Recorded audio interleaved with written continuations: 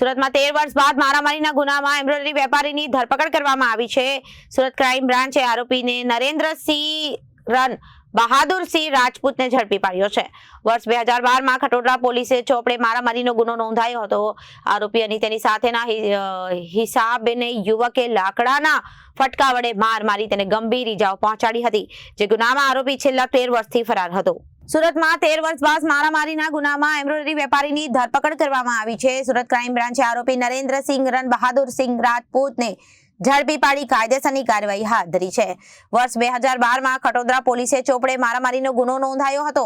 આરોપી અને તેના સાથેના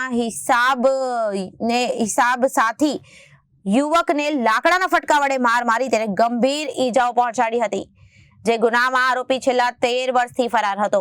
જે આરોપીને વરાછાના સિવા પાર્ક ઇન્ડસ્ટ્રીઝ પાસેથી ક્રાઇમ બ્રાન્ચે ઝડપી પાડી કાયદેસરની કાર્યવાહી હાથ ધરી છે અને ખટોદરા પોલીસને સોંપી દેવામાં આવ્યો છે.